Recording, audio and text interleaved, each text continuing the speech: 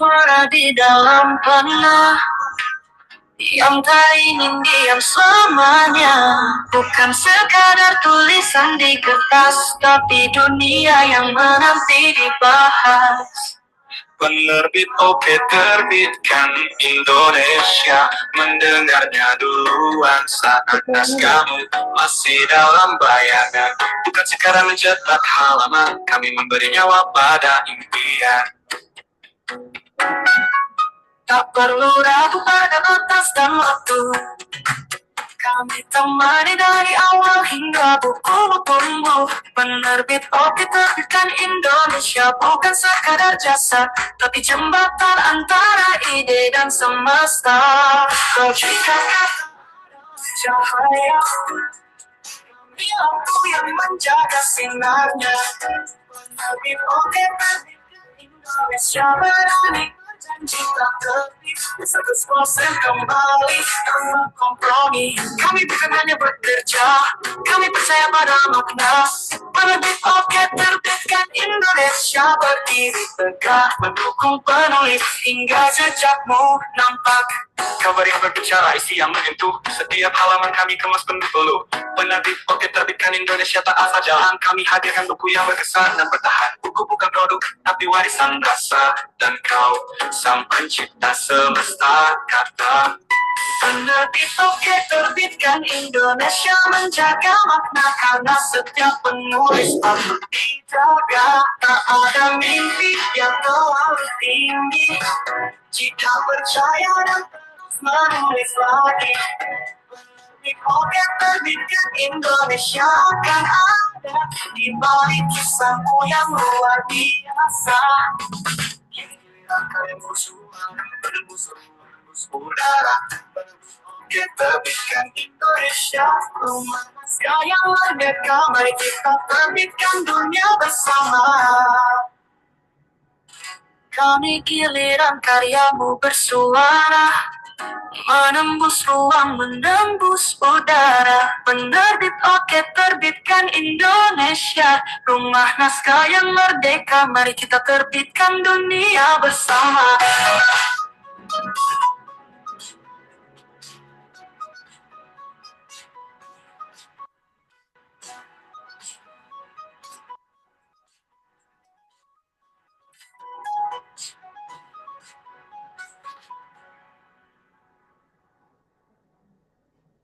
Oke. Assalamualaikum warahmatullahi wabarakatuh. Selamat siang dan salam sejahtera untuk kita semua.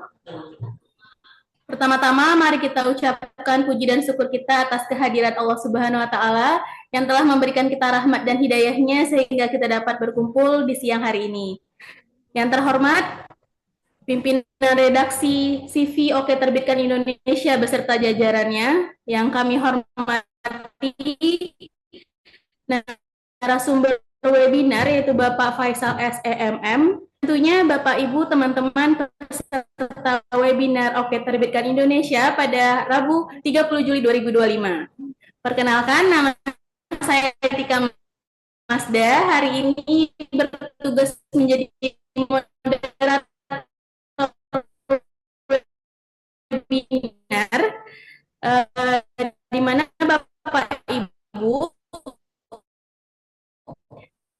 hari ini mulai acara kita dengar peserta webinar yang ingin bertanya pada sesi tanya jawab, silahkan menggunakan fitur raise hand, kemudian kameranya dihidupkan lalu bisa langsung bertanya. Dan yang ketiga, untuk link absensi webinar kita siang hari ini akan dibagikan pada sesi akhir acara. Baik, Bapak Ibu semua dan teman-teman sekalian,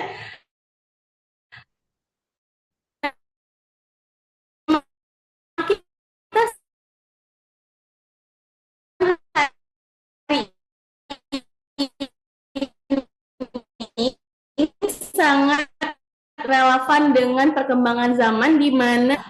Namun sebelum itu, izinkan saya untuk menyampaikan terkait CV atau biografi dari beliau, yang mana beliau ini merupakan seorang profesional yang berpengalaman di bidang pendidikan dan juga bisnis.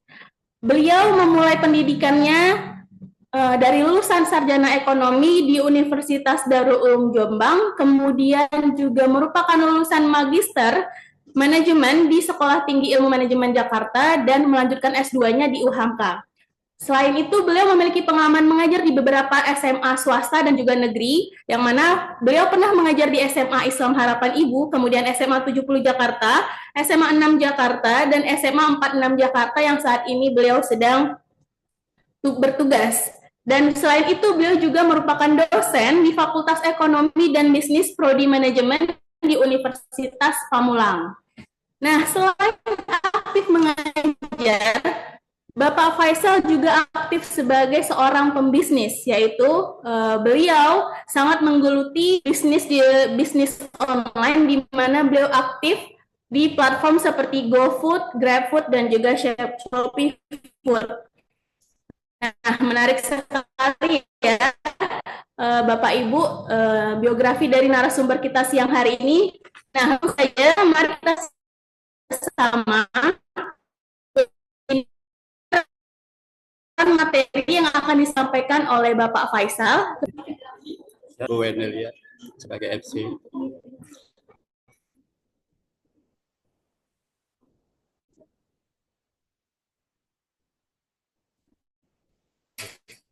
Bapak udah buka. Dengar nggak? Assalamualaikum warahmatullahi wabarakatuh. Waalaikumsalam. Ya, selamat siang adik-adik, teman-teman, bapak, ibu-ibu sekalian. Alhamdulillah pada hari ini kita dipertemukan dalam webinar dengan tema peluang bisnis di era digital, bagaimana memulai dan mengembangkannya. Terima kasih kepada pembawa acara yang sudah memberikan waktunya untuk saya berpresentasi. Kemudian terima kasih juga kepada Oke Terbitkan Indonesia yang sudah memberikan kesempatan untuk saya berpresentasi di sini. Sebelumnya saya akan menjelaskan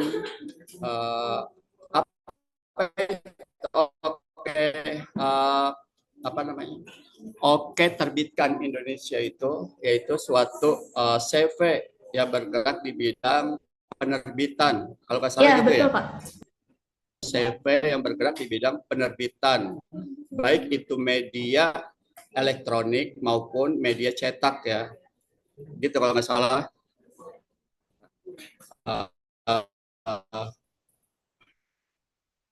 Ya.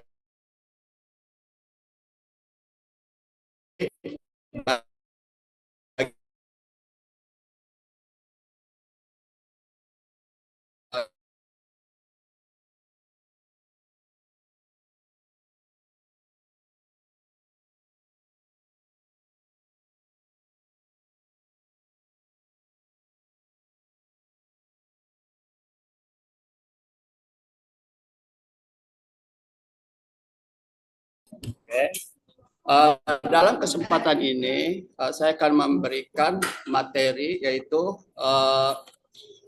yang temanya tadi yaitu peluang bisnis di era digital, bagaimana memulai dan mengembangkan. Dalam materi ini saya akan membagi beberapa beberapa tahap, yaitu yang pertama yaitu mengenai sejarah bisnis digital, ya, baik yang ada di dunia maupun yang ada di Indonesia. Kemudian pengertian daripada bisnis digital, kemudian perkembangan bisnis digital. Yang kelima, bagaimana memulai bisnis digital.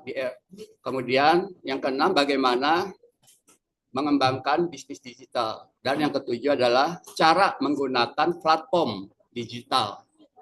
Nah itu ya materi yang akan saya sampaikan. Semoga karena ini ada materi, ada 3 tahap. Ada berapa ya? Ada 7 tahapan. Semoga waktunya cukup ya yang diberikan selama 1,5 jam ini. Ya. Yang pertama, untuk mempersingkat waktu, kita langsung saja saya buka PPT.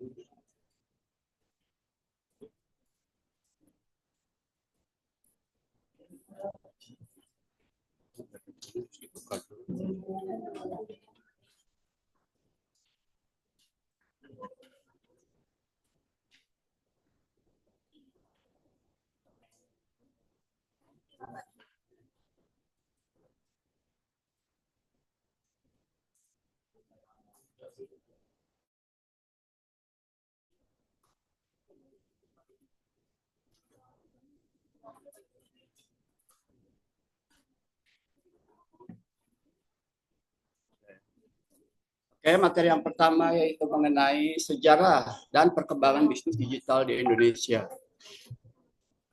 Nah, tentunya bisnis digital di Indonesia maupun di dunia perkembangannya sangat pesat, ya sangat pesat ya. Nah, kemudian era digital awal mula dan transformasinya. Ya. Nah, pada tahun 90-an internet mulai menyebar, membuka peluang bisnis baru. Ya. Tentunya kita yang lahir tahun 70-an, ya, tentunya kita baru memiliki alat komunikasi HP sekitar tahun berapa? Kita baru sekitar mempunyai, waktu kita SMA dulu ya, yang lahir tahun 70-an, waktu kita kuliah, kita belum mempunyai HP ya pada saat itu ya. Kita baru mempunyai HP sekitar tahun 2000 berapa ya? Tahun 2000 berapa ya? Tahun 2005-an ya, kayak kalau kita mulai baru punya HP. Ya. Nah, jadi untuk anak-anak Gen Z sekarang tentunya ya dari dia baru lahir sudah diperkenalkan sama HP ya. Jadi dia lebih mengenal alat elektronik atau media sosial ya dan lainnya. Nah, pada tahun 90-an internet mulai menyebar, membuka peluang bisnis baru secara global. Jadi terjadi perubahan signifikan dalam cara perusahaan beroperasi dan berinteraksi dengan pelanggan. Kemudian awal mempercepat digitalisasi bisnis, ya, memungkinkan aksesibilitas dan stabilitas ya yang belum pernah ada sebelumnya. Ya. Kemudian muncullah raksasa bisnis digital yaitu yang memulai pertama kali yaitu Amazon ya, yang sampai sekarang, dan Alibaba yang sampai sekarang perusahaan digital itu ya yang terbesar di dunia ya, Amazon dan Alibaba. Nah, itu perkembangan tahapan-tahapan digital ya yang menggunakan saluran internet. Kemudian bagaimana era digital ini masuk ke Indonesia? Nah, dari telekomunikasi ke ekonomi digital. Nah, dulu kan namanya baru telekomunikasi aja ya dulu ya, belum digital. Maksudnya alat komunikasi yang kita punya dulu, HP ya, atau telepon rumah itu hanya berupa alat komunikasi saja ya, belum berupa digital yang bisa digunakan untuk untuk sebagai platform bisnis ya pada saat awal-awalnya. Jadi alat komunikasi hanya bisa untuk teleponan ya, SMS ya, kalau dulu namanya SMS ya, atau sebelum SMS dulu ada pager namanya ya. Kirim pesannya menggunakan pager ya zaman dulu itu. Nah, semakin hari perkembangan teknologi dan informatika itu semakin berkembang terus sampai sekarang semakin berkembang sehingga lebih canggih lagi dan banyak platform-platform baru yang bermunculan untuk mendukung bisnis digital ini ya. Indonesia mulai transisi penting dari sistem telekomunikasi analog ya, dulu namanya analog ya, ke digital ya pada tahun 90-an. Didukung oleh proyek infrastruktur Palaparing ya. Nah, kebijakan liberalisasi teknologi informasi dan komunikasi TIK mendorong pertumbuhan industri digital lokal. Nah, seperti yang kita sudah tahu ya, bahwa harusnya kita sudah lebih canggih ya. Dulu pernah kita mempunyai yang namanya Telkomsel, tapi menurut berita katanya dijual ya sama asing. Nah, sehingga kita mulai terbelakang di era digitalisasi ya, karena Telkomsel kalau nggak salah ya, yang pernah dijual ya pada zamannya Megawati dulu.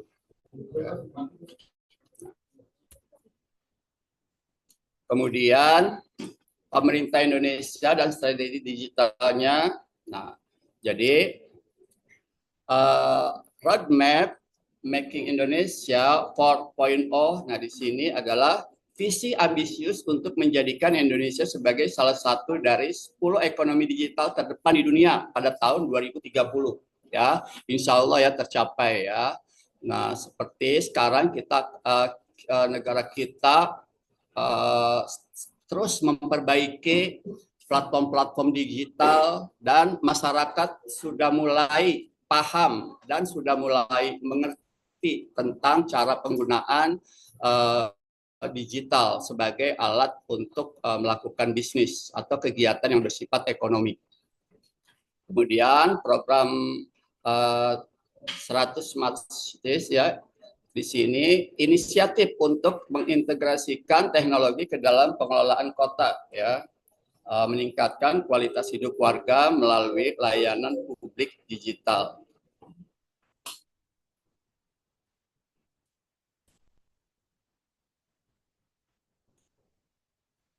Materi selanjutnya itu pertumbuhan pesat ekonomi digital di Indonesia.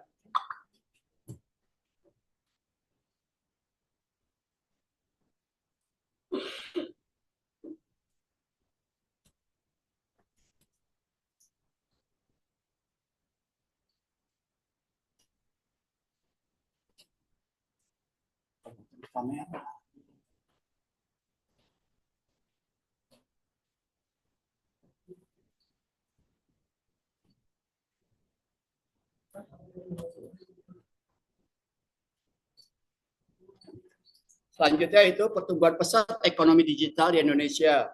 Ya, ekonomi digital Indonesia diproyeksi mencapai lebih dari 130 miliar US dollar pada 2025, didorong oleh sektor-sektor kunci ya, berupa e-commerce ya. E-commerce yang ada di Indonesia itu bermacam-macam ya, dari yang sederhana, kemudian juga didukung dengan fintech ya. Fintech ini adalah alat pembayaran yang menggunakan digital ya.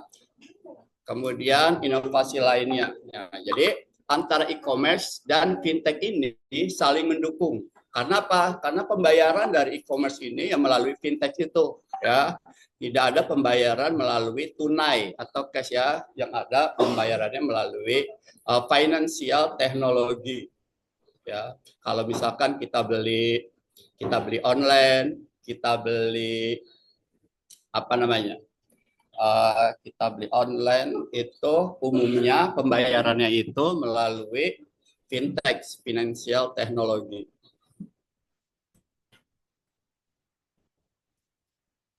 Kemudian peran UMKM dan digitalisasi bisnis Indonesia. Tulang punggung ekonomi dengan 64,2%, 64,2 juta UMKM menyerap dari 97 tenaga kerja nasional. Digitalisasi menjadi krusial untuk keberlanjutan dan pertumbuhan mereka.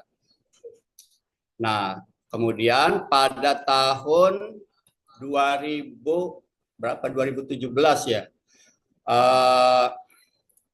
akselerasi daripada pandemi COVID-19, COVID mulai awalnya 19, bukan 17.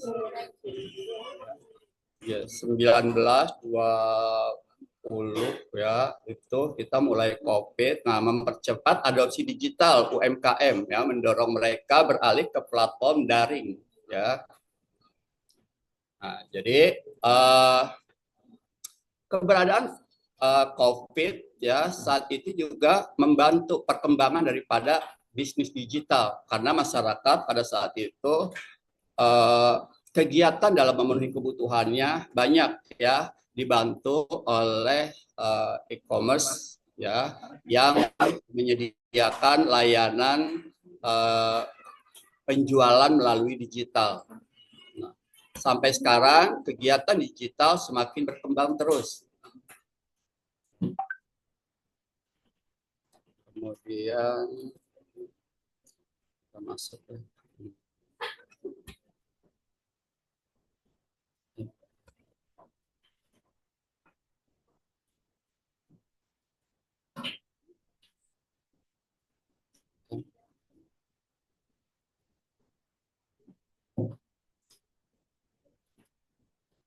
Saya itu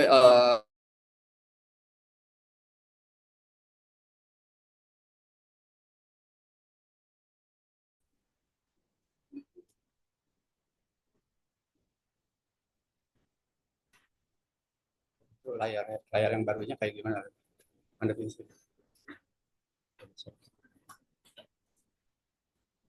Ya, tadi pengantar mengenai sejarah perkembangan daripada peluang bisnis di era digital. Sekarang kita masuk ke materi selanjutnya, yaitu peluang bisnis di era digital, bagaimana memulai dan mengembangkannya. Kita awali dengan pengenalan. Apa sih bisnis digital itu? Kita bisa mengetahuinya.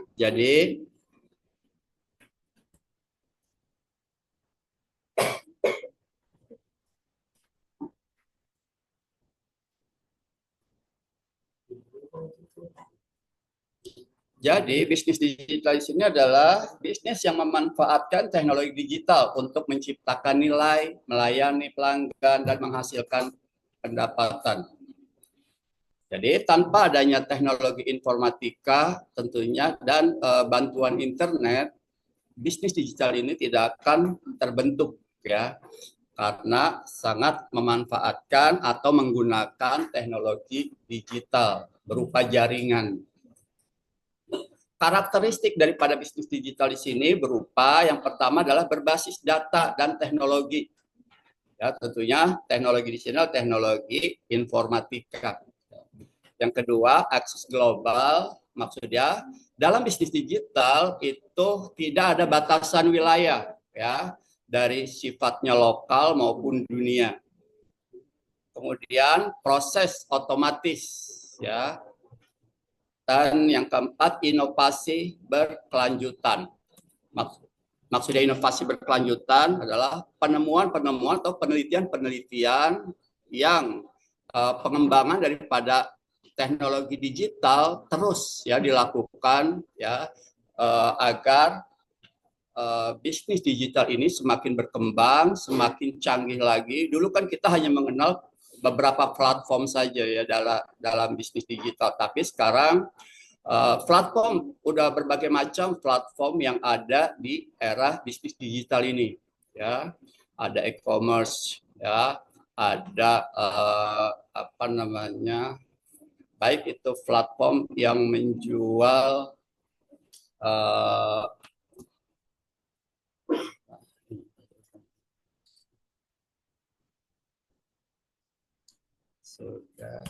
selanjutnya yaitu perbedaan bisnis konvensional dan bisnis digital ya. Nah, sebelum ada bisnis digital tentunya bisnis itu dilakukan secara konvensional, yaitu bertemu langsung antara si penjual dan si pembeli ya, berkontak fisik secara langsung. Dengan yang pertama media penjualannya berupa toko fisik ya, kalau konvensional. Sedangkan kalau bisnis digital media penjualannya berupa website, marketplace maupun media sosial.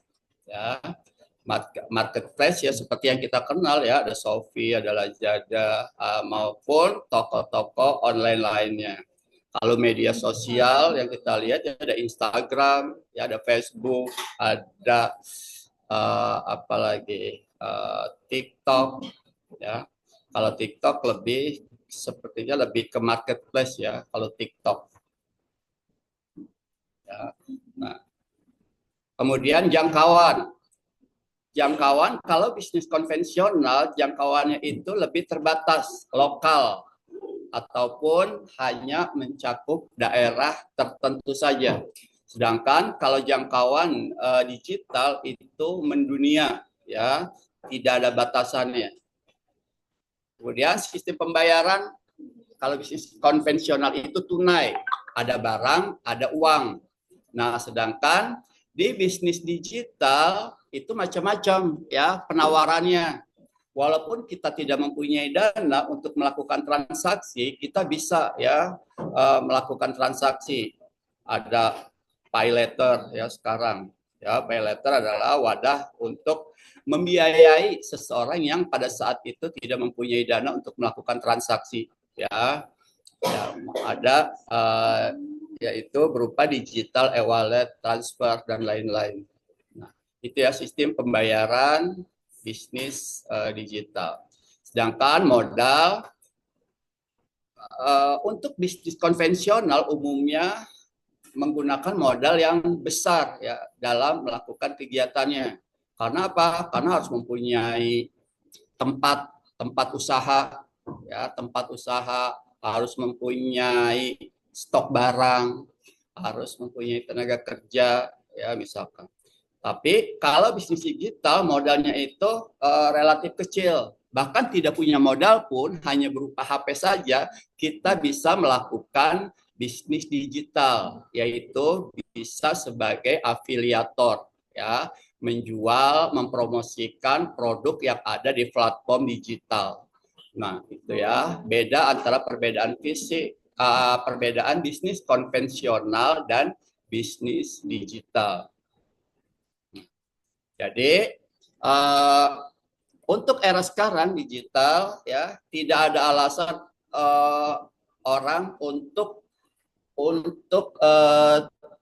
tidak melakukannya. Misalkan saya nggak punya modal, saya nggak punya ini, saya nggak punya itu, jadi tidak ada alasan ya. Tanpa modal pun kita bisa melakukan penjualan, yaitu kita yang penting kita punya HP aja, nggak punya kuota ya. Kita bisa sebagai afiliator, yaitu menjual produk yang ada di platform e-commerce itu ya. Nah, seperti di TikTok ya atau di Shopee ya, kita bisa sebagai afiliator. Nah, afiliator itu nggak perlu punya barang ya. Kemudian, tapi saya misalkan di alasannya lagi apa ya? Dia tidak saya nggak ngerti cara menggunakannya. Nah, sekarang kayaknya tidak ada alasan lagi untuk tidak mengerti atau tidak paham cara menggunakan apapun alat komunikasi atau media-media penjualan. Ya, setiap platform kalau kita buka di YouTube itu ada instruktur cara. Misalkan saya mau buka Shopee Food atau GrabFood, tapi saya nggak tahu cara jualnya bagaimana, cara buka aplikasinya bagaimana. Nah, jadi kayaknya pertanyaan-pertanyaan itu tuh udah nggak apa ya, sudah tidak masuk lagi ya, karena hal tersebut bisa kita pelajari ya di informasi kita bisa cari tahu ya, baik di AI ya, di ChatGPT, di YouTube, di Meta ya.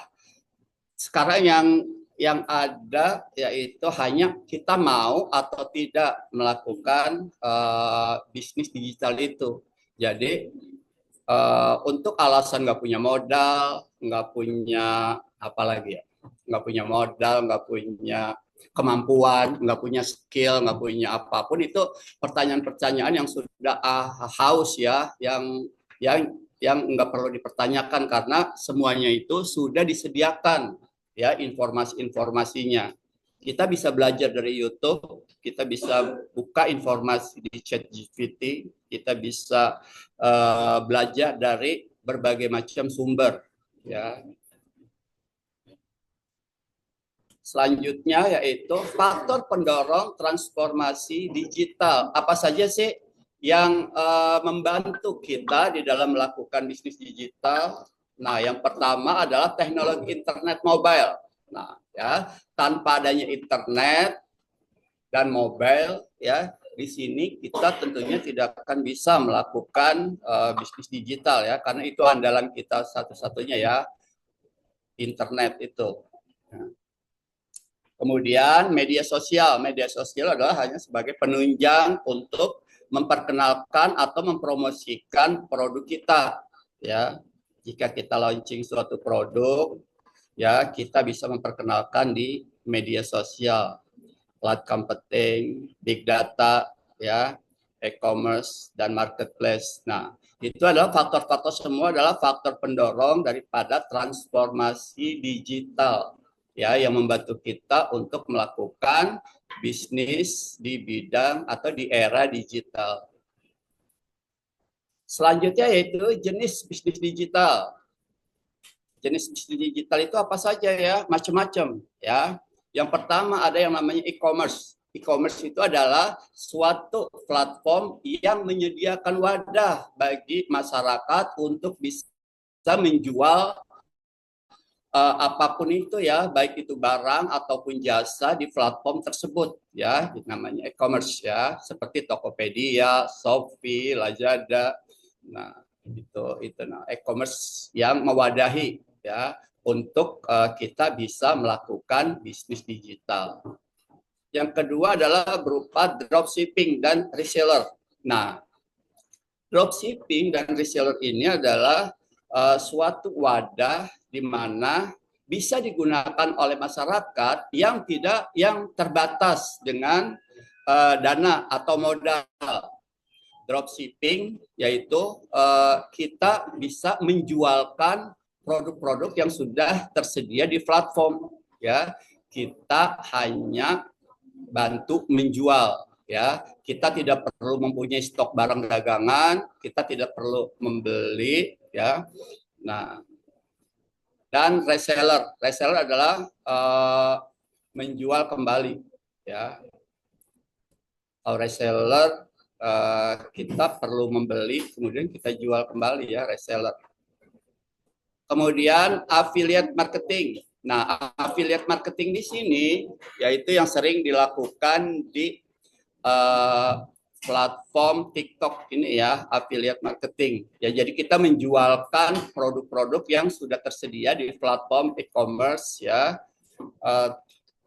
Kita buat video sendiri, kemudian kita promosin sendiri. Dari hasil penjualan produk-produk yang ada di e-commerce tersebut, kita akan mendapatkan bagian dari penjualan tersebut. Nah, itu, ya, namanya affiliate marketing. Ya. Nah, kemudian kelemahannya apa? Misalkan misalkan ada pertanyaan, saya kan nggak bisa bikin video promosi, ya. Yang pelajaran ke-9. Saya kan nggak bisa bikin video promosi, atau saya kan nggak punya alat. Nah, pada saat sekarang, karena kan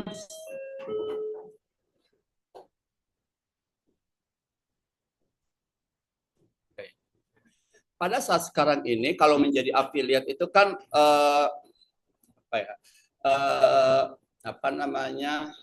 hal yang paling utama yaitu membuat video promosi, ya, seperti yang kita lihat-lihat di TikTok. Nah, itu dia penjual-penjual yang ada di affiliate yang ada di TikTok, misalkan itu adalah dia sebagai afiliator, ya. Dia mempromosikan produk-produk yang ada di e-commerce dalam bentuk video, ya, dalam bentuk kebanyakan dalam bentuk video, ya. Nah, kemudian kelemahan kita, saya kan nggak bisa bikin video yang bagus karena saya kameranya atau kemampuan saya nggak punya nggak bakat bikin video. Sekarang banyak ya jasa yang bisa membantu kita untuk membuatkan video itu, ya tentunya berbayar ya. Ada jasa, misalkan kita ingin memasarkan suatu produk yang ada di platform e-commerce. Nah, tapi kita nggak punya kemampuan untuk membuat video yang bagus ya untuk dipromosikan. Ada jasa ya, banyak jasa yang bisa kita gunakan untuk membuatkan video tersebut ya. Jadi kita minta dibuatkan video merek ini, barangnya ini, nah nanti dibuatkan ya, ada jasanya yang membuatkan, nanti videonya dikirim ke kita, baru kita promosiin. Nah itu ya, tentunya pakai biaya. Kemudian yang keempat, digital produk ya, berupa e-book maupun kursus online. Nah sering kita lihat ya di media sosial, di Facebook, di masyarakat yang menawarkan untuk kursus-kursus online, kursus memasak ya, kursus apalagi ya, biasanya di Facebook itu sering kan menawarkan kursus ya singkat, menawarkan kursus singkat. Nah itu ya, itu namanya digital produk ya, berupa e-book maupun kursus online. Kemudian selanjutnya adalah ada konten kreator. Nah, konten kreator biasanya di sini untuk kebutuhan YouTube maupun TikTok ya. Nah, banyak yang kita lihat ya, konten-konten kreator yang ada di Indonesia yang sudah berhasil, yang sudah kaya raya ya. Dia itu kegiatannya tiap hari hanya membuat konten saja ya, konten, baik itu konten dalam hal yang sifatnya hiburan maupun konten dalam hal yang sifatnya jualan. Nah, ya. Kemudian seperti siapa misalkan yang sudah berhasil jadi konten kreator yang ada di Indonesia, siapa? Ya, banyak yang kita kenal di masyarakat, siapa? Ya, ada Ria Ricis ya, Atta. Nah, itu sebagai konten kreator ya. Awalnya kan dia konten kreator YouTube ya, lalu merambah menjadi konten kreator TikTok ya. Tentunya kalau kita menjadi konten kreator, yaitu andalan kita yaitu followers ya. Followers kita harus memenuhi ya. Kalau kita konten followers kita hanya berupa ribuan saja jumlahnya, ya tentunya masih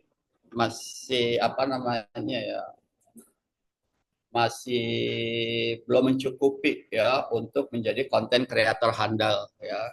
Tentunya yang mempengaruhinya adalah followers yang mencukupi. Kemudian startup teknologi. Ya, startup teknologi di sini adalah pendatang-pendatang baru yang bermunculan dalam hal bisnis digital. Kemudian jasa digital. Jasa digital di sini adalah jasa yang menyediakan berupa pelayanan dalam hal pembuatan kebutuhan kita di bidang digital seperti SEO, desain grafis, pengembangan web. Nah, kalau kita tidak mampu, misalkan kita tidak mampu untuk mendesain sendiri, membuat web untuk kebutuhan bisnis digital kita, jadi ada lembaga atau ada agent yang bisa membuatkan kita web, membuatkan kita desain grafis, bagaimana membuat gambar yang bagus, membuat video yang bagus, Nah, jadi kita ada ya. Nah, itu kalau di Facebook kan banyak itu ya, orang yang menawarkan atau perusahaan yang menawarkan yang menawarkan jasa tersebut, jasa untuk membuatkan video produk ya, jasa untuk membuatkan foto ya, untuk nanti kita jadikan ikon di barang dagangan kita. Kemudian strategi memulai bisnis digital. Apa saja sih kalau kita ingin membuka bisnis digital, apa saja yang perlu kita persiapkan? Nah, yang pertama apa ya? Berarti yang pertama adalah kemauan dulu ya, yang penting. Yang pertama adalah kemauan dulu, minat dulu ya, minat. Kita mau apa tidak menjalankan. Nah, kalau bagi saya yang penting adalah minat dulu, kemauan dulu. Nah, kalau soal yang lain-lainnya itu bisa kita usahakan, ya. Nah, kita yang pertama adalah minat, kemauan. Nah, hal yang lain bisa kita pelajari, bisa kita perdalam ilmunya. Ya. Nah, strategi memulai bisnis utama digital, ya, selain dari kemauan, yang pertama adalah itu riset pasar, target audiens maupun tren. Nah, kita sesuaikan dulu ya riset pasar. Kita ingin terjun di dunia digital ini, bisnis digital ini dalam hal apa? Apakah kita akan menjual berupa barang atau jasa? Ya, sebab di era digital yang dijual bukan hanya barang saja ya, tapi juga jasa bisa juga diperjualbelikan di bisnis digital ini.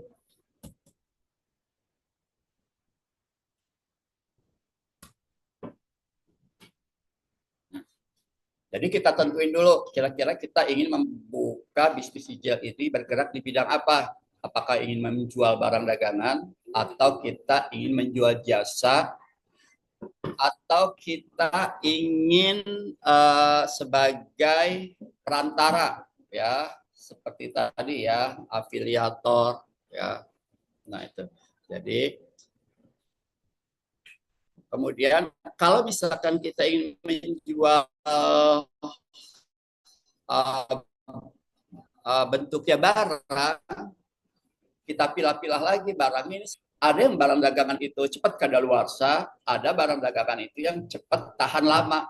Nah, kalau barang dagangan itu yang cepat kadaluarsa, berarti kan kita harus memikirkan untuk mengamankan barang dagangan tersebut, ya. Seperti apa, misalkan, ya, kita harus menyediakan yang namanya pendingin, ya, biasanya apa tuh namanya, freezer, ya. Nah, jadi, saya mau jualan ini, tapi kan dia nggak bisa lama disimpannya. Berarti harus kita menyediakan freezer untuk barang dagangan kita tersebut, ya. Kalau saya mau dagang fashion, pakaian, sepatu, nah berarti apa yang kita butuhkan? Kalau tadi kan kalau barang yang tidak tahan lama kan kita harus punya freezer, punya pendingin, punya kalau bentuknya makanan. Saya mau bikin itu aja deh, saya nggak punya freezer, saya pengen bisnis yang barangnya sifatnya kuat dan tahan lama. Seperti apa, misalkan jual sepatu, jual pakaian, jual. Tapi kan juga pasti mempunyai alat untuk atau kebutuhan untuk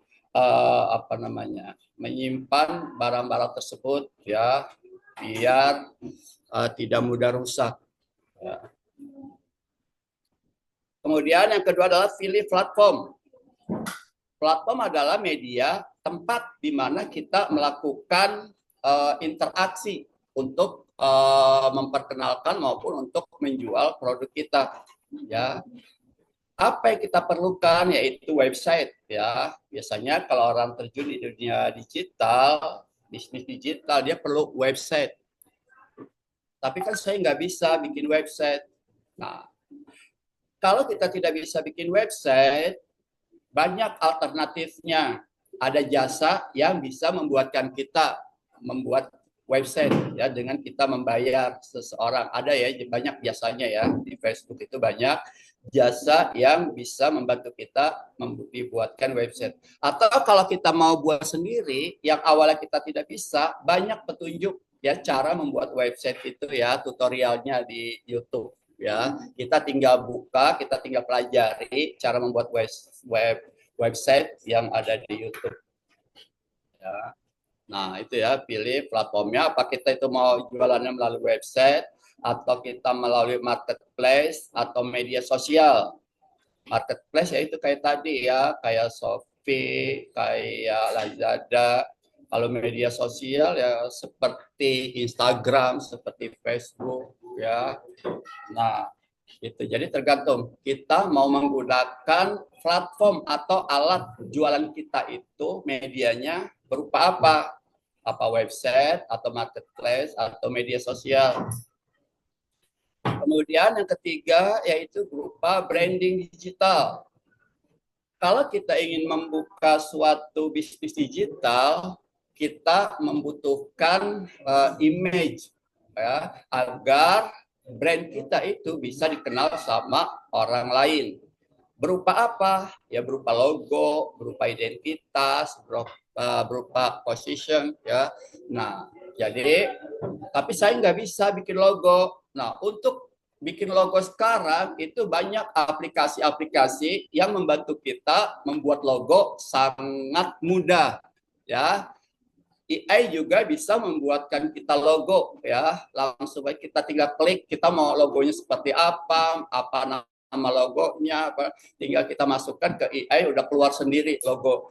Atau kalau kita ingin yang lebih bagus lagi kita bisa menggunakan jasa pembuat logo ya.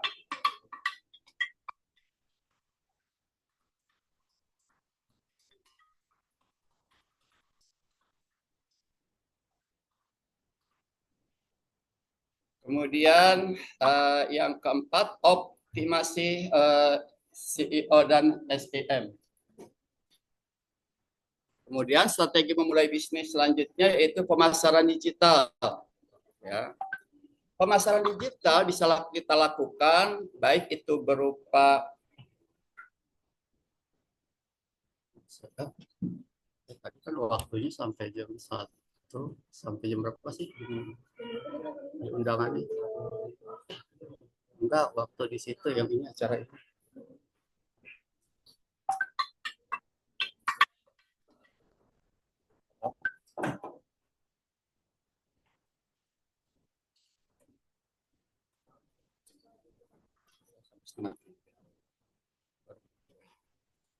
Kemudian pemasaran digital.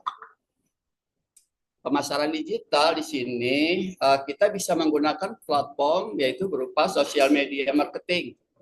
Ya, sosial media marketing ya berupa Facebook, Instagram, atau untuk memasarkan produk kita kalau kita modalnya itu cukup ya kita bisa menggunakan influencer marketing.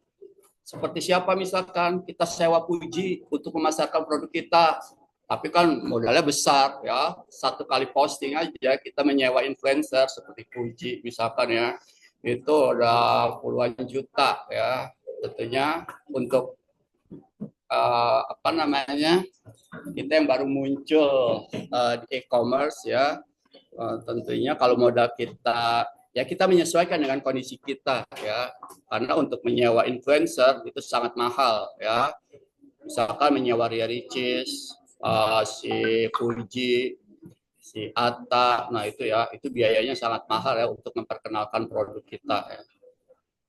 Kemudian email marketing, nah media untuk memberikan informasi ya. Kemudian strategi memulai bisnis digital lainnya yang harus kita miliki adalah customer experience, yaitu berupa respon cepat maupun review. Nah, jadi dalam bisnis digital kita itu kan selalu ada tanggapan-tanggapan kepuasan pelanggan. Nah, itu ya sebaiknya jangan kita abaikan ya, harus kita perhatikan ya kepuasan pelanggan itu. Ya. Nah, walaupun saya yang sebagai sudah memulai bisnis digital, yang saya rasakan biasanya kalau kita memberikan pelayanan yang baik, biasanya pembeli tidak memberikan respon. Tapi kalau kita pelayanannya buruk atau kurang baik, nah biasanya komennya itu sangat tajam. Nah itu ya yang biasanya customer seperti itu yang saya rasakan. Ya misalkan kita jual makanan, misalkan sambalnya ketinggalan dari makanan itu, langsung dia nulis komennya itu nggak enak dibaca. Tapi kalau kita memberikan pelayanan bagus, masakan kita itu enak, nah biasanya customer itu lupa menulis ulasan yang menyenangkan atau yang memberikan kepuasan. Nah seperti itu ya. Jadi kita harus siap mental kalau nanti kita membuka bisnis digital itu membaca komen-komen customer kita yang yang apa ya, yang menyakitkan ya. Itu harus kita siap mentalnya. Masakannya nggak enak banget sih, masakannya kayaknya basi dah, masakannya kok ini, masakannya itu harus kita siap mental. Jangan ya, mau kita mau komen juga udah kan, kalau dia udah nulis komen itu kita nggak bisa ngebalikin lagi, kita nggak tahu itu siapa dia ya. Nah itu ya, jadi itu harus kita siapkan mental kita ya. Jangan sampai kita gara-gara komen daripada customer kita sakit hati, akhirnya kita down dan nggak mau melanjutkan bisnis kita itu. Nah itu ya, itu yang harus kita persiapkan mental ya, karena pasti aja ya, pasti ada apa namanya, komentar-komentar di apa namanya, di kolom komentar itu yang tidak menyenangkan ya, karena pelayanan kita ya. Kemudian model pendapatan dalam bisnis digital ya. Nah, di sini dalam bisnis digital model pendapatannya ya berupa subscription ya. Nah, misalkan berupa Netflix atau Spotify ya. Nah, kemudian ada premium, aplikasi gratis dengan upgrade premium. Nah, kemudian ada S revenue ya untuk YouTube maupun blog, affiliate komisi dan penjualan produk dan jasa. Jadi itu ya model pendapatan dalam bisnis. Tinggal kita mau pilih yang mana, pendapatan kita mau bentuknya seperti apa. Kalau kita ingin pendapatannya dari hasil YouTube, ya berarti ada S revenue. Nah, kita harus apa berarti? Harus mempunyai follower, pengikut yang banyak. Untuk mendapatkan follower, ya kita harus kreatif. Gimana agar orang mau memfollow akun kita, YouTube kita, TikTok kita. Nah, dan juga tentunya membutuhkan modal yang besar ya untuk dapat memperkenalkan akun kita itu agar kita mendapatkan followers yang besar. Ya, mungkin kita melihat selebgram yang sekarang itu, kita tinggal enaknya saja ya, dia kaya banget ya, followernya jutaan. Tapi kan kita nggak tahu perjuangan dia untuk dapat follower sebanyak itu dia udah mengeluarkan modal seberapa besar. Dia udah mengeluarkan kreativitas dia, tenaga dia, keterampilan dia itu udah seperti apa. Nah, jadi kita hanya melihat berhasilnya saja, tidak melihat perjuangan dia itu dulunya, merangkanya itu seperti apa ya. Seperti misalkan dia Ricis, si Puji, si Atas itu perjuangannya sangat panjang ya sampai dia bisa berhasil seperti itu. Itu ya gambaran sebagai ADS revenue, sebagai vlogger maupun sebagai YouTuber.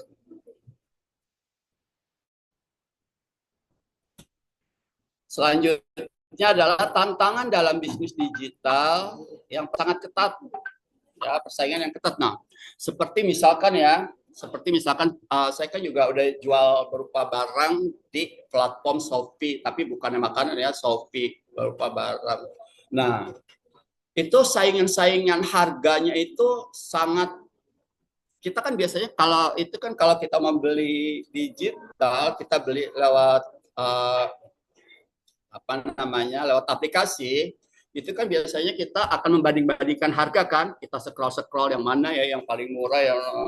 Nah, ya, kalau kita ngasih harga itu rentangnya sangat jauh atau jauh ada beberapa selisihnya dari pedagang lain, itu persaingan akan sangat sulit ya. Sebab apa? Sebab kan kalau di digital kita jualan, dia itu nggak melihat barang kita, dia hanya melihat foto-foto kita atau video. Beda dengan di pasar konvensional. Walaupun harganya kita lebih mahal, dia bisa membandingkan barang dagangan kita. Oh ternyata walaupun dia lebih mahal, dia lebih bagus barangnya, lebih fresh. Jadi pembeli bisa melihat langsung. Tapi kalau di digital, pembeli nggak bisa seperti itu. Yang dia lihat pertama ya harganya itu ya. Nah, maka itu persaingan sangat ketat ya kalau digital, kalau di bisnis digital itu. Dan biasanya kalau di bisnis digital, kalau kita jualan itu harga yang paling murah itu, kita ngasih harga yang paling murah itu biasanya kita ada di posisi yang di atas ya, kalau harga kita itu lebih murah dibanding yang lainnya ya. Nah, jadi masyarakat akan melihat barang kita lebih dulu dibanding barang-barang lain. Tapi kalau kita ngasih harga yang lebih tinggi dari barang yang lain, biasanya posisi kita tuh adanya di bawah ya, di bawah barang-barang yang lain. Nah, itu. Kemudian tantangan dalam bisnis digital yang selanjutnya adalah keamanan data dan privasi. Nah, ya, banyak kebocoran-kebocoran identitas, data, dan penyalahgunaan daripada akun yang dilakukan oleh orang lain yang tidak bertanggung jawab. Maka dari itu, akun kita ya itu harus benar-benar kita amankan ya. Saya yang pernah merasakan sendiri akun TikTok, media sosial saya TikTok ya itu udah dimiliki oleh orang lain. Jadi saya tidak bisa memilikinya lagi. Padahal saya berusaha dari jangka waktu yang lama mengumpulkan followers. Setelah banyak, ternyata akun TikTok saya itu diambil alih sama orang lain, dicuri sama orang lain, sehingga saya hanya bisa melihatnya saja ya. TikTok itu hanya bisa dilihat tapi nggak bisa memiliki TikTok itu. Gimana ya? Ya jadi kita melihat TikTok kita sendiri, akun kita sendiri, jadi kayak kita melihat akun orang gitu ya, bukan padahal itu milik kita. Nah, itu karena udah dikuasain sama orang ya. Padahal untuk mencari followers itu tidak mudah ya. Kemudian yang ketiga, perubahan algoritma media sosial. Nah, itu setiap media sosial mempunyai cara sendiri ya di dalam mengenalkan daripada pelaku-pelaku ya, orang yang berbisnis di digital ini ya. Seperti misalkan di TikTok, algoritmanya agar akun kita ini banyak dikenal orang, sebaiknya kita ini melakukan apa. Nah, itu ya, biasanya setiap media sosial mempunyai caranya sendiri-sendiri. Kayak di Facebook, kayak di TikTok, kayak itu mempunyai cara sendiri-sendiri agar terbaca oleh algoritma. Kalau di TikTok kan ada promosi berbayar. Ya, kalau akun kita mau dikenal banyak orang dalam jangka waktu cepat, ya kita harus mengeluarkan biaya. Ada ya di situ, bisa kita set, kita mengeluarkan biaya berapa, nanti akun kita itu dipromosikan oleh TikTok ya, agar masyarakat mengenal akun kita itu lebih cepat. Nah, kemudian ada trust pelanggan dan tantangan dalam bisnis digital ya. Kemudian ada ketergantungan teknologi. Ya, untuk ketergantungan teknologi itu udah pasti ya, yang namanya digital itu kan pasti menggunakan teknologi, dan kita tidak bisa melakukan aktivitas kita ya tanpa adanya teknologi informatika tersebut. Selanjutnya, peluang bisnis di era digital. Nah, peluang bisnis di era digital di sini banyak menawarkan kita untuk terjun di dalam bisnis digital dalam berbagai kegiatan. Kita mau jadi apa, kita mau sebagai apa di bisnis digital ini. Kita tinggal memilih saja ya, kita maunya sebagai apa ya. Nah, yang pertama di sini adalah e-commerce ya, terus tumbuh ya. E-commerce itu semakin lama semakin banyak, kita semakin mempunyai pilihan untuk memasuki platform e-commerce tersebut. Kita mau jual barang dagang kita di mana ya? Apa di Lazada, apa di Shopee, apa lagi? Toko-toko online apa lagi? Tokopedia, apa, nah itu ya e-commerce ya. Nah, biasanya si penjual biasanya kan dia memasukkan barang dagangannya itu ke semua e-commerce itu ya. Jadi bukan hanya satu e-commerce ya, dijual di Lazada, dijual di Shopee, dijual di Tokopedia maupun di e-commerce lain ya. Kemudian edukasi online atau kursus atau webinar. Nah, ini juga kalau kita ingin menambah wawasan kita, menambah ilmu kita di bidang digital, boleh, Mimi lagi.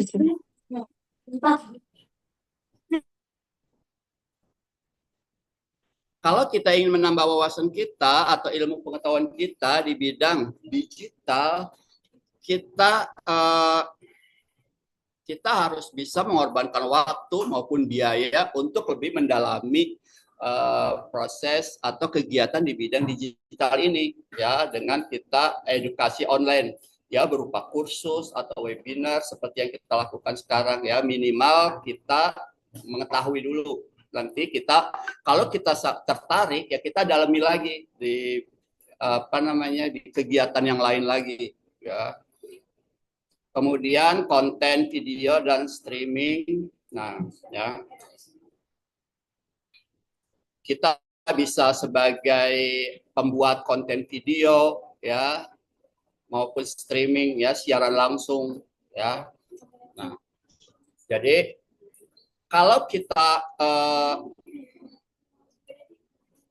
kita tidak ingin sebagai penjual, kita juga bisa mempunyai pendapatan dari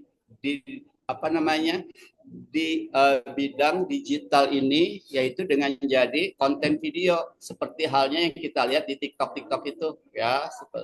Ya, ada orang melakukan apa, nah itu dia dapat penghasilan dari TikTok juga, dapat penghasilan dari masyarakat juga yang menyenangi daripada atraksi dia. Seperti ada orang kita lihat, ya, ada orang talk show, ada orang apalagi nyanyi-nyanyi, ada orang masak, ada orang, nah itu dia bukan semata-mata untuk menghibur, ya, tapi dia memperoleh pendapatan dari aksinya itu dalam bentuk dia membuat konten di video itu, streaming, ya, siaran langsung. Nah, jadi kalau kita tidak ingin sebagai penjual, kita bisa sebagai konten kreator seperti itu.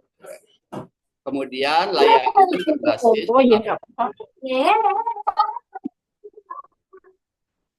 Kemudian peluang bisnis di era digital yang lainnya adalah sebagai layanan berbasis aplikasi. Ya, kita sebagai konsultan, ya, di bidang aplikasi.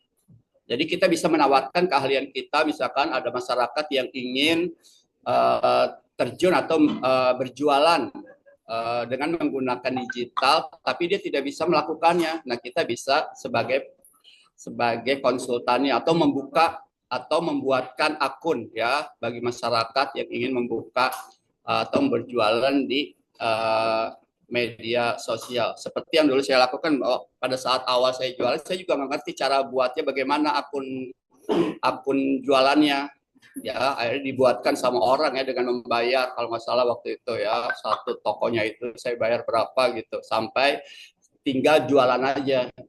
Nah, itu, ya, di awalnya dulu seperti itu. Dan peluang bisnis di era digital yang lainnya adalah AI dan otomatisasi. Selanjutnya yaitu skill yang dibutuhkan dalam di era digital marketing ini, yaitu yang pertama adalah digital marketing. Digital marketing maksudnya ilmu yang kita pelajari yang berhubungan dengan berjualan atau berbisnis dengan menggunakan digital. Nah, ya, karena kita memang membutuhkan ilmu tersebut, ya, dan itu ilmunya bisa kita pelajari baik itu dalam bentuk berbayar maupun gratis. Gratis maksudnya apa? Kita bisa belajar ilmu digital marketing dari YouTube, ya, maupun dari informasi-informasi lain. Kalau yang berbayar, ya, ada, ya,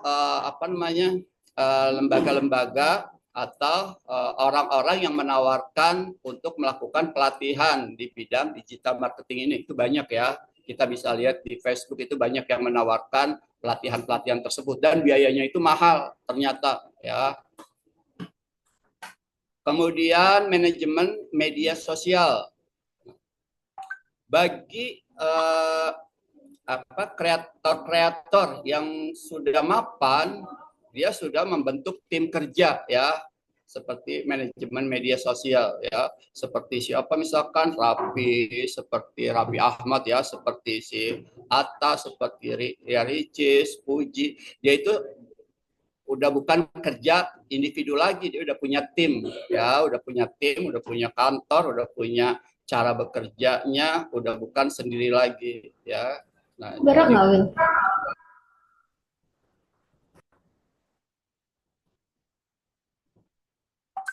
kemudian data analis, kemudian customer relationship management, CRM, dan kreativitas dan inovasi. Itu ya skill yang dibutuhkan kalau kita ini ingin terjun ke dunia digital.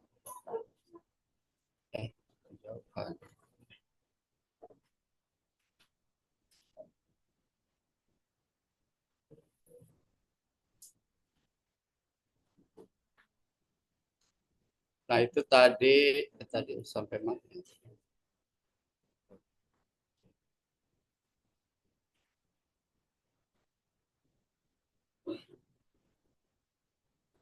Sudah, materi selanjutnya yaitu perkembangan bisnis digital. Nah, kalau tadi cara memulai ya bisnis digital. Selanjutnya materi kedua yaitu perkembangan bisnis digital. Di sini pengertian daripada perkembangan bisnis digital yaitu perkembangan bisnis digital adalah transformasi model bisnis dari konvensional menjadi berbasis teknologi digital untuk mempermudah proses produksi, distribusi, dan pelayanan kepada konsumen. Ini dipicu oleh kemajuan internet, teknologi, mobile, big data, dan AI.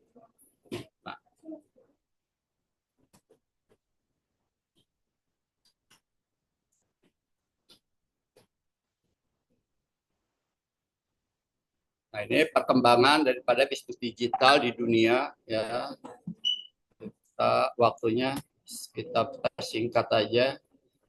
Nah, ini perkembangan bisnis digital di Indonesia ya. Dari awal tahun 2000-an, e-commerce mulai diperkenalkan. Dulu yang ada namanya Toko Bagus. Sekarang kayaknya udah nggak ada ya, Toko Bagus online ada. Apa udah berganti nama? Ada dulu namanya aplikasi berniaga, ada Toko Bagus. Ya awal-awal ada e-commerce digital. Waktu penggunaan internet pada saat itu oleh masyarakat masih rendah. Kemudian apa kita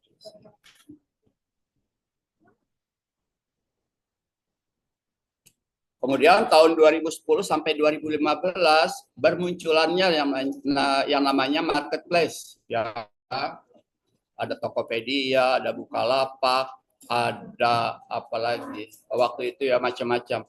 Ada yang bertahan, ada juga yang berguguran ya, dia bangkrut ya. Seperti Bukalapak masih ada nggak sekarang sih? Kayaknya nggak ada ya. Masih ada Bukalapak.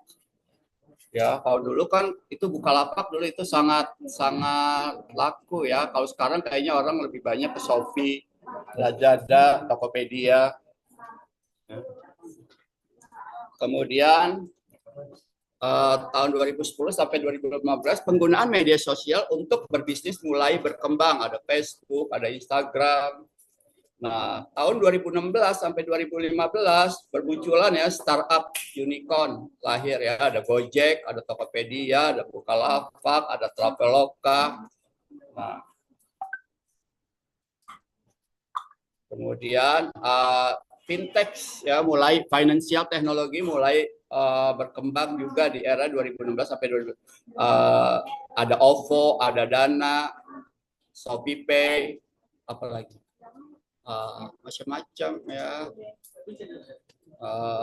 Fintech itu financial technology. Kemudian e-commerce ya saat ini menjadi gaya hidup ya masyarakat. Kemudian tahun 2020 sampai sekarang, nah maka di era pandemi COVID-19 waktu itu justru mempercepat transformasi digital sebab masyarakat di era COVID pada saat itu masyarakat banyak melakukan dalam hal pemenuhan kebutuhannya menggunakan jasa daripada digital. Dia beli makanan, dia beli kebutuhan, dia beli macam-macam, itu menggunakan layanan digital. Nah, jadi COVID membantu juga dalam hal bisnis digital pada saat itu. Kemudian tahun 2020 sampai sekarang UMKM go digital melalui marketplace dan media sosial. Nah, kalau dulu UMKM itu menjualnya itu berbentuk fisik ya, konvensional. Nah, maka sekarang para UMKM beralih ya. Selain dia itu menjual dalam bentuk konvensional, dia juga menjual dalam bentuk digital ya, UMKM sekarang. Kemudian social commerce seperti jualan lewat TikTok, jualan lewat Instagram, dan yang terakhir adalah layanan digital seperti pay letter. Pay letter itu alat apa namanya? Layanan digital pay letter seperti pay letter. Pay letter sangat membantu para penjual digital untuk memperluas pemasarannya. Jadi masyarakat yang pada saat itu ingin berbelanja tapi tidak punya dana, tidak punya duit, bisa menggunakan jasa pay letter, bayar belakangan. Ya, cloud kitchen, e-learning yang meningkat ya di era digital. Tapi kalau bisa jangan pakai pay letter ya. Memaksakan keinginan. Ya. Kemudian faktor pendorong perkembangan bisnis digital. Yang pertama adalah adanya akses internet meningkat. Ya. Kalau dulu kan kita menggunakan internet ya hanya sekedar buat SMS, telepon. Tapi sekarang penggunaan internet bukan hanya sekedar untuk komunikasi ya, untuk bisnis di digital ya, itu menggunakan internet. Kemudian smartphone yang terjangkau, perubahan perilaku konsumen, lebih suka belanja online. Nah itu ya, itu saya akui ya, karena saya juga sebagai pelakunya ya. Kemudian ekosistem digital, logistik, pembayaran online, infrastruktur IT. Nah itu yang membantu percepatan daripada kegiatan bisnis yang bersifat digital.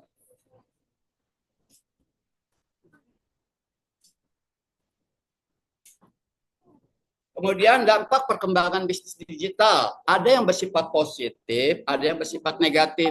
Yang bersifat positif apa? Nah, bisa membuka peluang usaha baru, memperluas pasar lokal maupun global, efisiensi atau biaya dan waktu. Kemudian yang bersifat negatif dari perkembangan bisnis digital itu apa? Persaingan ketat. Ya konvensional ataupun digital ya tetap ya persaingan itu ketat ya, cuman digital lebih ketat lagi ya. Isu keamanan data, nah ini ya, kalau kita tidak bisa mengamankan data kita bisa disalahgunakan oleh orang lain ya. Nah seperti apa misalkan penggunaan queries. Nah udah banyak ya masyarakat yang apa namanya queries-nya itu disalahgunakan oleh orang lain, tidak masuk ke rekeningnya hasil penjualan ya, tapi masuk ke rekening orang lain dari queries itu. Kemudian PHK di sektor tradisional ya, karena ini sifatnya digital.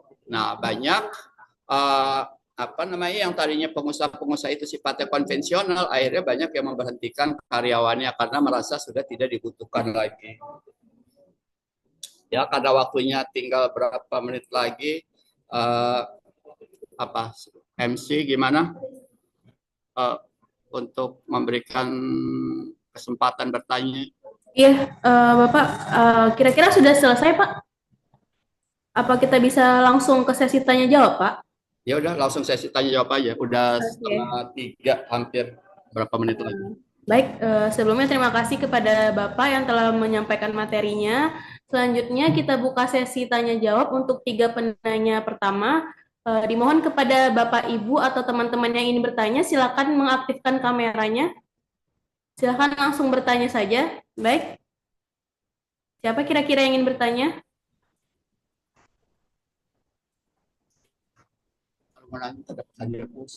Oke. Apakah ada yang ingin bertanya langsung, Bapak, Ibu?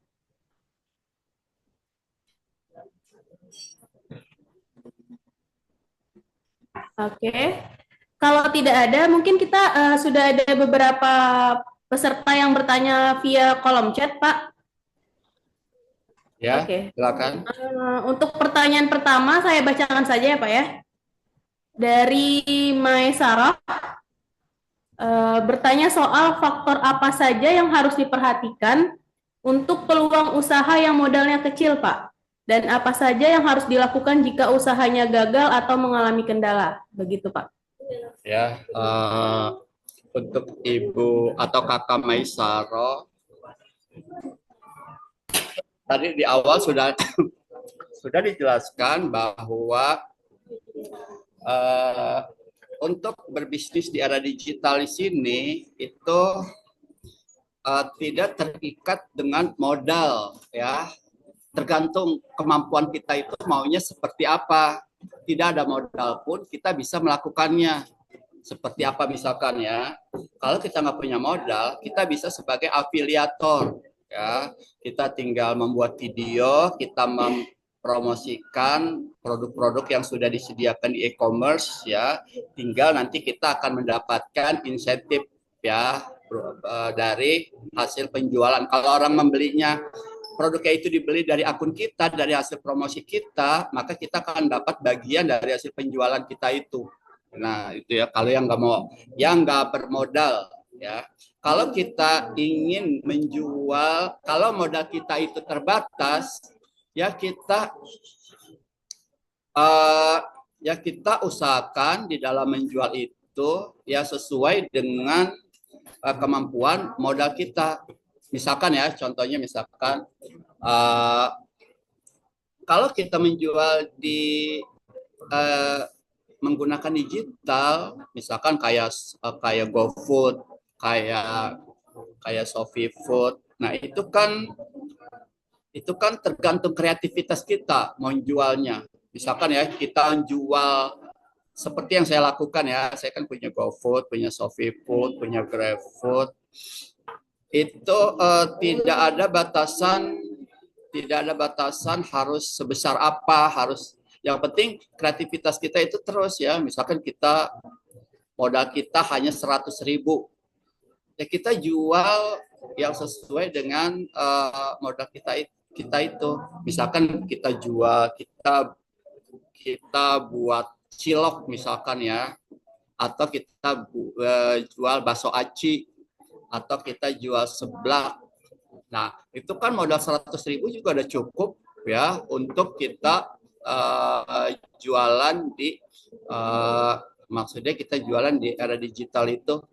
Nah, terus nanti berkembang terus ya. Awalnya kita cuma jual cilok ya. Nanti kan kita jual, modal kita nambah lagi, kita tambahin lagi varian lagi, kita jual bakso, kita jual rujak.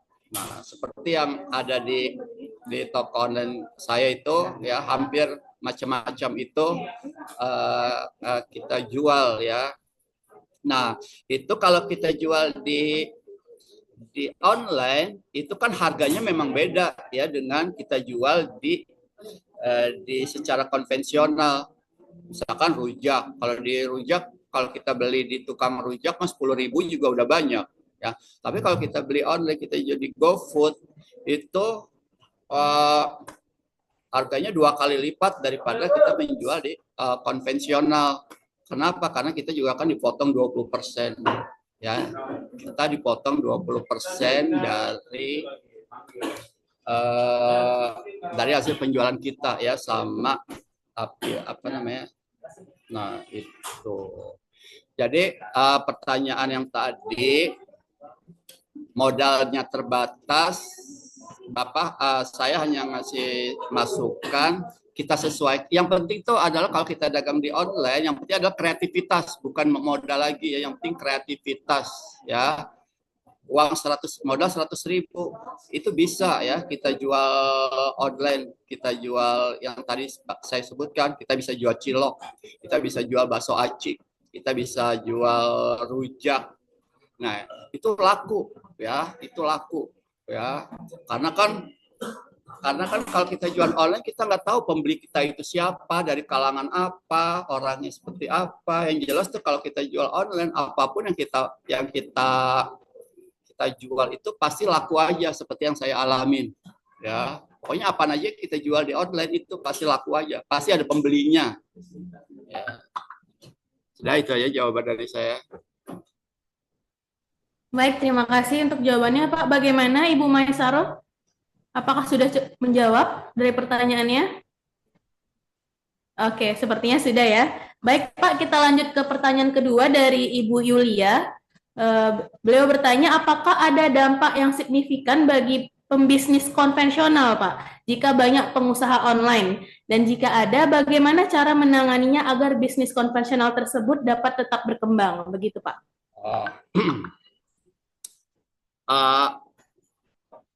Kalau menurut saya, ya seharusnya yang bisnis konvensional harus mengikuti perkembangan zaman ya, jangan cuma terpaku dia menjadi konvensional terus ya, ilmunya harus ditingkatin lagi agar dia itu bisa juga jual digital. Selain dia jual konvensional, dia juga harus bisa jual secara digital juga, karena kan emang yang kita lihat di masyarakat emang hampir semua kegiatan ini juga selain konvensional ada digitalnya ya. Yang tadinya taksi Bluebird dia nggak pakai digital, sekarang udah pakai digital ya. Yang tadinya hampir semua toko-toko juga ya yang ada di pasar dia tidak hanya kayak baik itu toko maupun material-material yang menjual toko-toko barang bahan bangunan, dia itu punya digital juga. Jadi dia menjual dua kegiatan, jual konvensional juga, jual digital juga. Dan itu hampir semuanya ya untuk saat ini orang melakukannya seperti itu. Ya, warteg aja juga warteg sudah menjual secara digital juga, sudah ada di Shopee Food, sudah ada di GoFood, sudah. Nah, jadi kalau kita hanya mengandalkan konvensional, kita akan tertinggal ya. Jadi, kalau memang kita punya toko yang bentuknya fisik, ya harus kita imbangi juga ya, kita menjual secara digital juga ya, sebaiknya seperti itu ya, jangan cuma konvensional saja. Nah, itu mungkin pendapat saya seperti itu. Oke, terima kasih Bapak. Bagaimana Ibu Yulia, apakah sudah cukup menjawab dari pertanyaannya? Oke, saya rasa cukup. Kemudian pertanyaan terakhir Pak dari Ibu Saputri Nurfalah. Bagaimana cara paling efektif untuk memvalidasi ide bisnis digital agar benar-benar sesuai dengan kebutuhan pasar? Dan bagaimana caranya supaya ide tersebut memiliki potensi keuntungan yang nyata, bukan hanya sekedar mengikuti tren, Pak? Ya. Dalam mulai berbisnis, ya langkah awal yang kita harus lakukan ya itu tadi ide itu kan mahal ya. Kita ingin membuat bisnis di bidang apa ya. Nah, ide itu bisa kita pelajari, ide itu bisa kita lihat dari sekeliling kita, ide itu juga bisa dari hobi kita, ide itu bisa kita lihat di media sosial. Hanya untuk memunculkan ide itu banyak macamnya ya. Nah, kemudian kalau sudah muncul suatu ide, saya mau bisnis makanan ini, saya mau bisnis pakaian ini, saya mau bisnis apa. Nah, maka tinggal mengembangkan dari ide itu menjadi sesuatu yang bersifat aplikatif ya. Kita terapin, oh udah kita putuskan saya mau jual makanan atau saya mau jual pakaian, mau jual sepatu. Nah, jadi untuk masalah ide itu kita bisa menemukan di mana-mana saja. Dengan kita berjalan-jalan, kita punya ide. Dengan kita membuka scroll media sosial, akan muncul ide. Dengan kita melihat YouTube, kita akan muncul ide. Jadi banyak ya ide itu. Ya. Nah, kemudian kalau kita sudah menemukan ide, sebaiknya jangan kita abaikan. Kita harus memperkuat ide itu menjadi sesuatu yang aplikatif ya. Misalkan saya mau jual makanan apa, misalkan martabak. Misalnya saya mau bikin warung martabak. Maksudnya jangan cuman kita sekedar sampai situ selesai. Ya kita harus tahu cara ilmunya juga. Kemudian kita cara bikin martabak itu bagaimana sih? Kebutuhannya apa saja sih, dan lain-lainnya, karena banyak hal yang harus kita dalami dalam suatu produk itu yang harus kita ketahui ya. Kadang antara kita melihat sesuatu di media sosial dan kemudian kita praktekkan, itu nggak sama hasilnya. Itu sering saya lakuin ya. Misalkan kita lihat orang masak sesuatu masakan, terus saya ikutan masak masakan itu, loh kok hasilnya nggak sama sih sama yang kita lihat di YouTube. Nah itu ya sering. Karena apa? Karena banyak sesuatu yang kita nggak tahu cara menggunakan atau membuat produk tersebut. Nah itu. Jadi jangan hanya sekilas kita mendalami suatu ide tersebut, tapi harus kita gali lagi, kita pelajarin lagi sampai kita benar-benar yakin kalau bisnis itu dan ide kita itu bisa kita jalankan. Nah, ya itu aja mungkin jawaban. Bapak Ibu peserta webinar, mohon maaf karena keterbatasan waktu, pertanyaannya kita cukupkan hanya 3 penanya saja. Baik, terima kasih kepada Pak Faisal untuk pemaparan materi dan sesi tanya jawabnya, sangat-sangat menginspirasi kita semua. Dan sebelum kita lanjut ke sesi acara selanjutnya, webinar ini izinkan saya untuk merangkumnya, bahwasanya kunci utama bisnis digital ini adalah seperti yang Bapak bilang tadi, yaitu kemauan dan niat kita untuk terus belajar serta beradaptasi dengan perkembangan teknologi saat ini ya Pak ya. Nah, Bapak Ibu peserta seminar, selanjutnya akan ada pemaparan produk dari tim kita yaitu Oke Terbitkan Indonesia yang akan disampaikan langsung oleh General Manager kita yaitu Wenelia Bahti. Kepada Saudara Wila kami persilahkan. Baik, terima kasih kepada host. Sebelumnya izinkan saya perkenalkan diri. Nama saya Wenelia Bahti, bisa dipanggil Wila. Saya selaku General Manager dari CV Oke Terbitkan Indonesia. Jadi perusahaan kami ini bergerak di bidang layanan penerbitan. Jadi buat Bapak Ibu semuanya yang ingin tertarik bikin buku, yang sudah punya ide, yang memiliki naskah, jurnal, atau skripsi, tesis, dan yang lainnya, bisa datang ke kami. Kami akan membantu Bapak Ibu dalam mengubah karyanya, naskahnya menjadi sebuah buku. Jadi, untuk di CV Oke Terbitkan Indonesia, kami memiliki 6 paket yang dapat menyesuaikan kebutuhan Bapak Ibu sekalian. Yang pertama itu kita ada paket hemat. Paket hemat ini sesuai dengan namanya, hemat dan terjangkau. Bapak Ibu langsung yang memiliki naskah langsung memasukkan ke template yang akan kita sediakan, kemudian dengan maksimal turnitin 25%. Jadi untuk paket hemat sendiri, Bapak Ibu yang memasukkan langsung naskahnya ke template yang akan kita sediakan. Untuk paket hemat sendiri, fasilitasnya sudah pasti ber-ISBN, sudah mendapatkan free template buku, cover buku desain, akan mendapatkan sertifikat penulis, mendapatkan buku e-book sebanyak 2 pieces, serta royalti 20%. Jadi royalti 20% ini akan kita bantu jualkan produk Bapak Ibu di e-commerce website resmi kami di www.oketerbitkan.id. Kemudian kita akan bantu promosikan di e-commerce seperti Shopee dan Tokopedia.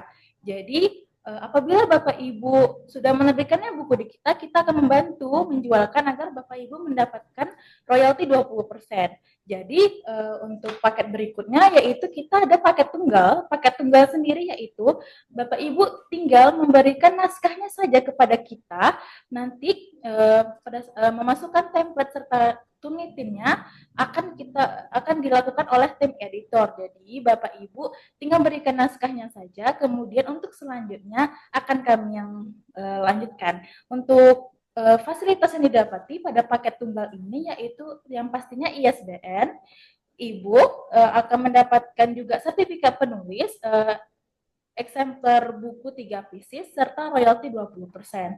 Jadi, tunggu apa lagi Bapak Ibu bisa langsung hubungi admin kita ya untuk mendapatkan paket-paket yang spesial ini. Untuk selanjutnya kita ada paket konversi. Paket konversi ini dikhususkan bagi Bapak Ibu yang memiliki jurnal, modul, tesis, skripsi, disertasi, ataupun jurnal lainnya, bisa kami bantu untuk mengubah ke bentuk sebuah buku. Jadi untuk konversi sendiri, benefitnya sudah pasti bukunya ber-ISBN, mendapatkan e-book gratis, buku samplernya 3 pieces serta sertifikat penulis dan royalti 20%. Jadi untuk paket konversi sendiri itu sudah sama Haki di 1.450.000. Jadi untuk Bapak Ibu yang berminat silakan menghubungi admin kita. Baiklah, untuk selanjutnya yaitu kita ada paket kolaborasi. Paket kolaborasi di sini adalah Bapak Ibu difokuskan hanya untuk mengerjakan satu bab saja, memudahkan Bapak Ibu untuk bisa fokus untuk mengerjakan dalam satu bab saja. Tapi apabila Bapak Ibu sudah memiliki tim, lebih baiknya akan mempercepat penerbitan bukunya di kami. Jadi saya sarankan untuk paket kolaborasi, Bapak Ibu sudah memiliki tim, jadi di setiap babnya sudah difokuskan oleh satu penulis. Baiklah, untuk fasilitasnya sendiri itu sudah free editing, free template, free cover book, sudah pastinya mendapatkan royalti 20%. Baiklah, untuk paket berikutnya kita ada paket antologi Bapak Ibu. Jadi antologi ini paket yang bersifat fiksi, maksudnya di sini adalah seperti contohnya gurindam, syair, pantun, ataupun puisi, ataupun novel yang lainnya. Itu sangat bisa sekali masuk ke paket antologi. Untuk fasilitasnya sudah pasti mendapatkan e-book, mendapatkan e-book yang berstandar QRCBN, sudah mendapatkan gratis 4 buku fisik. Selain itu juga mendapatkan sertifikat penulis dan royalti 20%. Baiklah, untuk yang terakhir kita ada paket VVIP. Paket VVIP kita di sini yaitu ghostwriter. Jadi buat Bapak Ibu yang tertarik ingin membuat buku, tetapi masih bingung membuatnya di mana, naskahnya seperti apa, kalimatnya seperti apa, bisa langsung menghubungi kami. Jadi di paket ghostwriter ini, Bapak Ibu cukup memberikan judulnya saja, judul besarnya saja, kemudian kisi-kisinya di setiap bab mau diisi seperti apa. Jadi untuk perkembangan kalimat selanjutnya akan tim editor kami yang mengerjakannya. Jadi untuk ghostwriter di sini sangat memudahkan Bapak Ibu yang masih bingung sekali bagaimana cara membuat buku. Mungkin karena webinar hari ini kita memiliki special diskon bagi Bapak Ibu yang memesan paket bukunya selama webinar ini, kita akan memberikan diskon sebesar 10%. Jadi buat Bapak Ibu yang tertarik ingin menerbitkan bukunya di kita, langsung hubungi nomor admin yang tertera di room chat ini. Jadi jangan lupa ya Bapak Ibu, manfaatkan kesempatan 10 diskon 10% ini. Baiklah, lebih dan kurang saya mohon maaf, saya akan serahkan kepada host. Terima kasih Bapak Ibu. Baik, terima kasih kepada Saudari Wila. Kita sudah masuk ke acara sesi terakhir. Sebelum kita absen, sebelum Bapak Ibu peserta absen, ada baiknya kita untuk mendokumentasikan webinar kita siang hari ini ya Bapak Ibu semua. Untuk itu sebelumnya saya ingin mengucapkan terima kasih kepada Pak Faisal yang sebesar-besarnya sebagai narasumber kita siang hari ini atas ilmu dan pengalamannya yang telah di-share kepada kita semua. Kemudian juga terima kasih kepada seluruh peserta webinar siang hari ini dan mohon maaf apabila ada kekurangan selama saya memoderatori webinar siang ini. Mari sama-sama Bapak Ibu peserta kita on cam dulu untuk dokumentasi. Silahkan adik-adik SMA 46 Jakarta dan Bapak Ibu gurunya. Kita on cam ya Pak ya, Bu. Laba ada di saya. Siapa yang Oke. Kasih kode. Oke.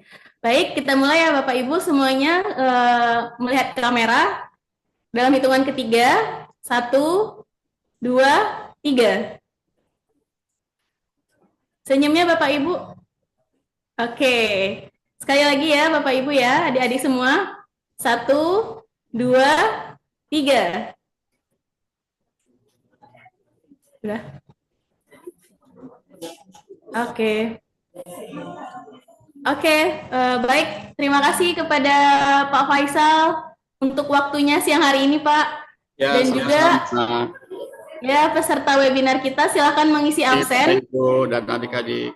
Ya, untuk 3 penanya tadi ya, Ibu Maisaro, Ibu Yulia dan Ibu Saputri, silahkan menghubungi admin karena kita memiliki reward berupa pulsa 10.000 untuk 3 penanya terbaik.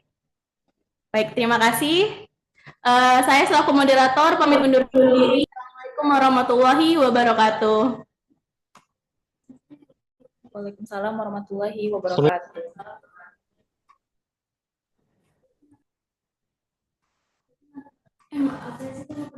Absensinya jangan lupa diisi ya, Bapak Ibu.